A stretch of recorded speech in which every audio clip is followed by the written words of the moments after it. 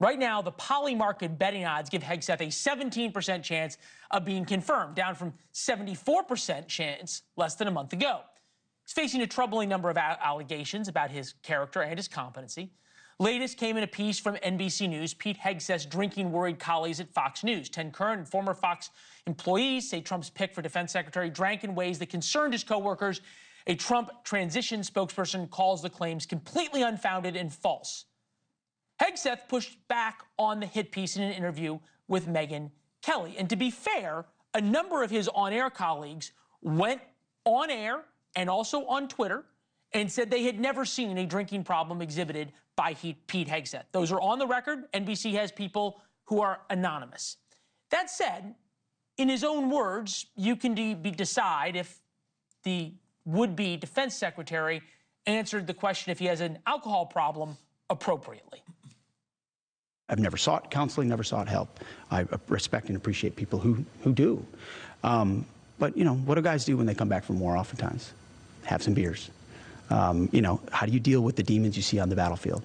Sometimes it's with a bottle. All right, so on the Hill today, Hegseth told reporters following him around that Trump wants him to fight. That might be a good thing for Hegseth. It is his only chance to become defense secretary. It's been a brutal past couple of weeks for him and his family. But Pete Hegseth fighting is a great thing for Donald Trump. The longer Hegseth fights back against these attacks, the more time the throng of reporters you see right there spend chasing him around the Capitol.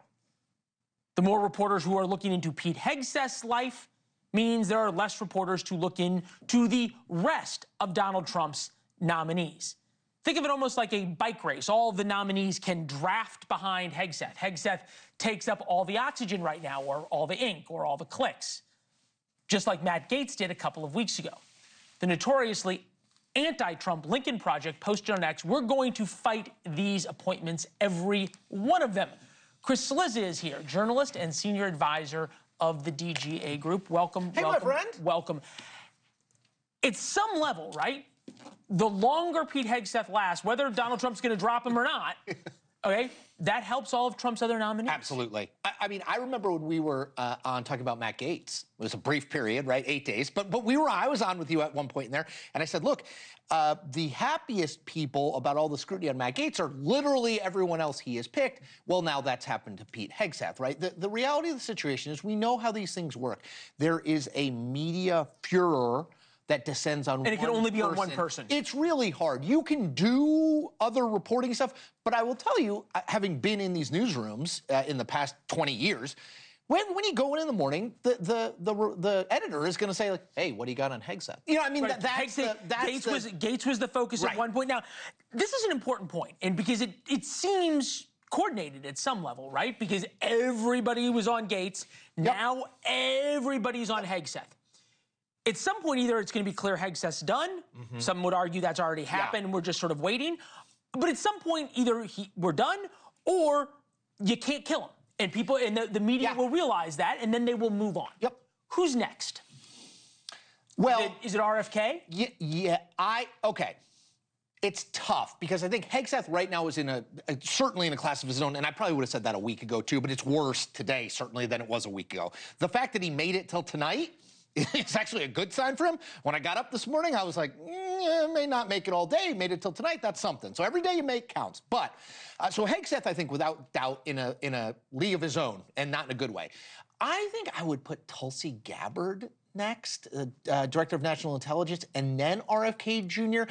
And again, we're splitting hairs a little bit. Is this really about, though, advise and consent on these very serious issues, or is this really about scalps, right? The longer the media can embarrass Donald Trump, and Democrats love nothing more than watching Republicans flounder and filleted out, that this is just about scalps, and there may never be enough. Well, I'll say this. I do think there is a media feeding frenzy that happens in these situations, full stop. I will say, though, that a media frenzy alone is not why, if Pete Hegseth winds up not making it, that's not why he didn't make it. He didn't make it because 4 Republican senators went to either Donald Trump or Susie Wiles or someone very close to Donald Trump and said, It's not like I'm not changing my vote. Right. Now, the media obviously has a role to play in that because I think a lot of these people are influenced by what, these stories that have been running, the one you ran NBC, et cetera, over the last few days and weeks. But ultimately, if Republican senators are like, fine, they have 53 votes. Remember, when this stuff happens, we're still way in advance of it.